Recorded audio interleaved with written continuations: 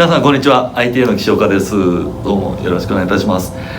本日はですね、アメリカで、I.T.A がパートナー、としてですね、一緒に、製造業の皆様に、提供しているサービスの一つに、工場のですね、あるいは物流センターなどの、アセスメント、環境保護庁並びに、労働安全、の規制に対するですね、アセスメント並びに、コンサルを提供いただいているコーナーストーンがございます。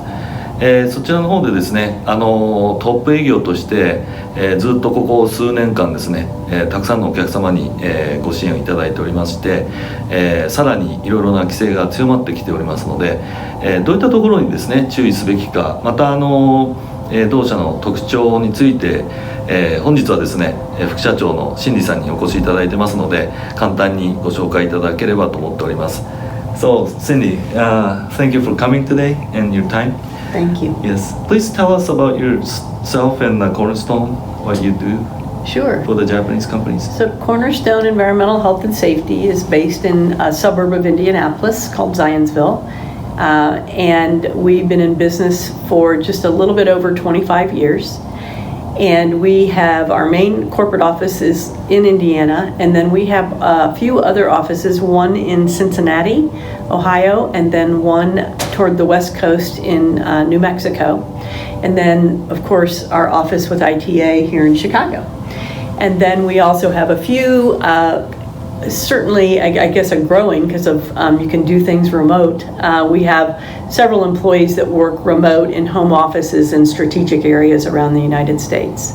We have just under 50 employees within our offices, and then we have two very important alliance partnerships, one of which is with I.T.A. And when we combine the staff of those two alliance partnerships, we're probably closer to somewhere in the probably 80 employee range that can help, primarily focused on manufacturing and logistics in the industrial sector. Thank you. ありがとうございます。また次にはですね、ちょっと当社の、ご紹介をしていただきたいと思います。So what's your focus and core competencies? So we have staff that very much focus on environmental and safety and also then quality services.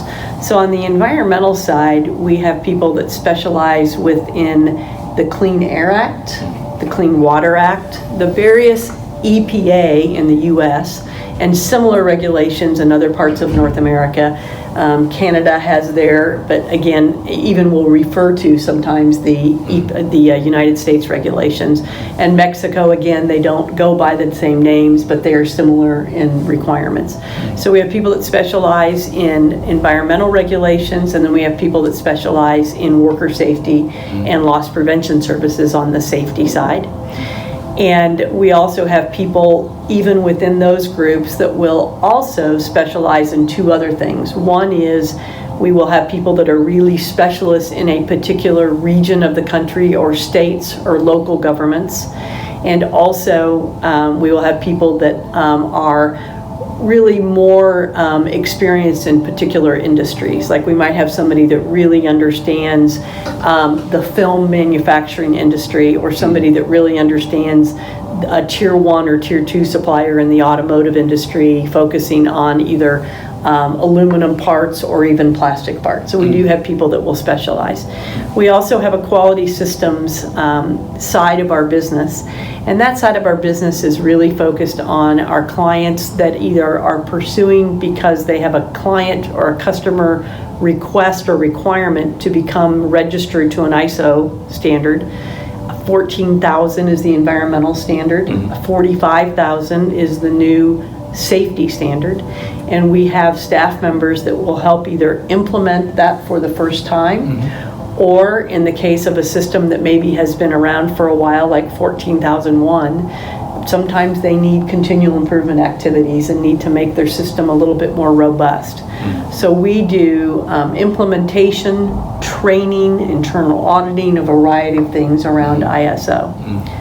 And we also have, and what makes really, one of the things that makes us unique is we also have a dedicated IT department, people that are on staff working with our consulting and engineers all the time, but are creating tools not just for our staff, but also tools that our clients can use.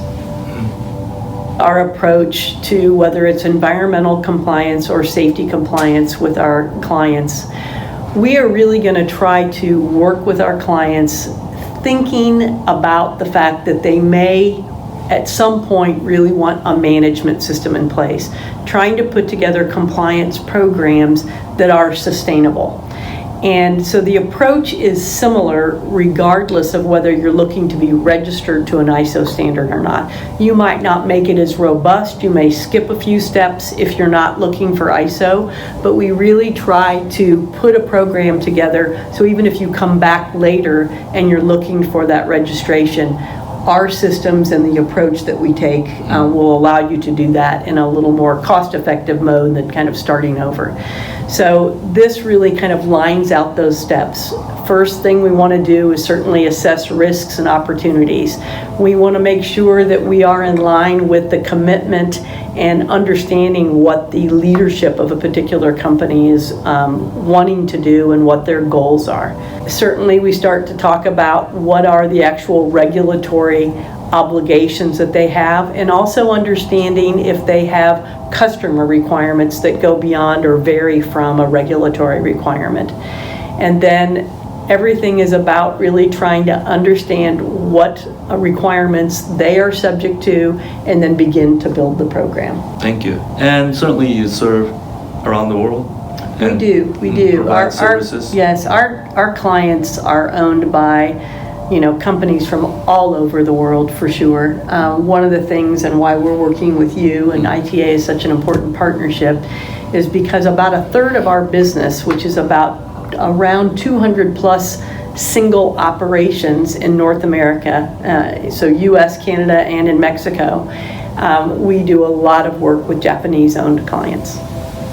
つまり既存でもオペレーションをしている、工場、などにおいてはですね、専門家がいるケースがありますが、そういった場合どういうことに気をつけるべきかというのを聞いてみたいなと、思っております。これはいろいろな事例が我々の経験としてございまして、どうしても仕事本業に忙殺されてしまうと見過ごしがちな、規制の変更ですとか、対応ですね、そういったことがあると後々大きな罰金とかペナルティにつながることがありますので、それについても、どのようなサービスを提供しているかご説明いただきたいと思います。So tell us a little bit about some of the Japanese companies' issues or things that they should be watched. Sure. We work with Japanese clients primarily in two ways. One would be for inbound building an operation for the first time in the U.S. And certainly the regulations in Japan and the U.S. are different. There are similarities, certainly, but what happens really most of the time is our Japanese clients and the engineers that we're working on when we're first getting started with learning about the operation that they're planning is that the U.S. does tend to be a little bit more stringent and want quite a bit more detail to operations. And one of the things also that is unusual and the Japanese tend to be a little uncomfortable with at first is that the regulatory agencies, especially on the environmental side, when you're going to get an air permit or a wastewater permit, they ask a lot of questions about the operation. And sometimes the Japanese, not unlike other clients, don't necessarily feel comfortable about providing the details of their operation. Some of that might be confidential. So what we do is work with them and try to explain what the law considers to be confidential business information, and wherever we can protect that we will. So when we're doing inbound, the whole approach that we talked about earlier works really well. But a lot of clients will call on us because they've heard about our activity with Japanese clients, and they might call on us because they realize that they need a permit. They've already been operating for several years and we're adding equipment. And we don't know what to do. We've heard we need to permit this or we need a report. What do we do? And so we might come in when the operation's already been in operation for 5 or 10 years.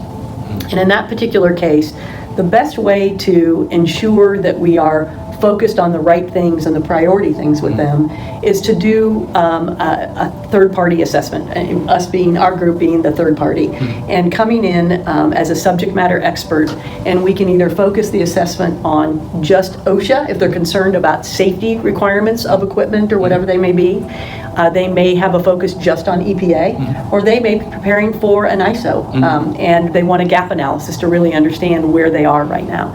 So those third-party assessments, again, we have these subject matter experts. So the person that might come in and do the safety may not be the same person that's going to come focus on the environmental. But we will come in and really try to gather information, spend quite a bit of time at that operation, and then come back to our office and do the regulatory research in their particular where they are. They may be in a particular state that has very unique regulations, or even a particular area like Chicago where Cook County has its own specific regulations. So we'll take in consideration the federal, the state, and the local requirements, and do the research and come back with a report that can also help them prioritize what that they need to address. EPA と OSHA 以外もやってるんでしょうか。You cover other than EPA and OSHA also? We do. We can get very specific into only doing a risk analysis or assessment on only one topic. So a subject matter, for instance, like air permitting or air emissions. And we can also get into something like a quality standard. So if somebody's interested in pursuing ISO 14001, we can focus our assessment on that. You know, the assessment is important and something that comes up a lot. Sometimes we'll go into a business and they'll say, we really don't need your help across the board. We really want to only focus on this one thing. And because we feel comfortable that our guy in-house is handling this well. And we do that fairly often. But we really recommend that it is prudent as a company to minimize the company's liability and the company's risk by having somebody from the outside come in, even if it's every 2 years, every 5 years, and we're the ones that are studying those regulations, making sure we know on a daily basis where those regulations might be changing. And we will apply that knowledge to coming in and looking at, if you feel like you have somebody that's done a good job in-house, then it's almost that doctor appointment mentality. I feel pretty good, but maybe occasionally I need to go see the doctor and have him do my blood work and listen to my chest and make sure that things are really the way that they should be. But Japanese are shy, don't want to change home doctors too much, don't want to show naked. But when there are new equipment coming in for the production line or new chemicals being starting to be used on site, how early should they consult you for review? Really, really good question. I'm doing that very project right now for a client that is moving into an area in the state in the southern United States, and they're going back and forth on whether they're going to go into Georgia or Tennessee and a little bit maybe even in Alabama. And one of the things they want us to do is describe their processes to enough detail that we understand and can compare it to the regs to understand what level of permitting that they need and therefore what lead time they would have to have. On average, I would say that your typical manufacturer that would need an air permit, for instance, which tends to be the regulation that has the longest lead time, will take anywhere from 4 to 6 months, 120 to 180 days once the application is submitted to them. And you've got to back out that a company like ours also needs probably at least 30 to 60 days to gather the information from the client to prepare and do all the calculations and prepare that paperwork before it is sent in. And regulations vary a little bit, but as an example for an air permit, there are a lot of states that require that you have that permit in hand, that documentation, before you break ground. Or in some cases, they might allow you to break ground, but anytime you are starting to do any construction on a part of the building that might hold that emission source, that's when you need the permit. So you don't get permitted after the fact, you get permitted before you start. Wow, okay.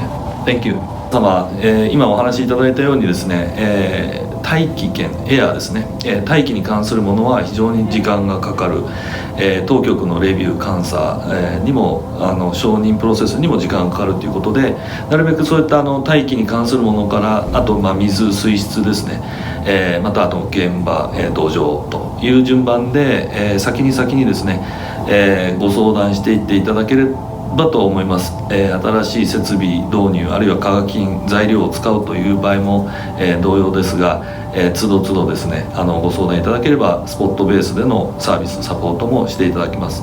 どうも本日はありがとうございました。 Thank you so much for coming. Thank you. Thank you.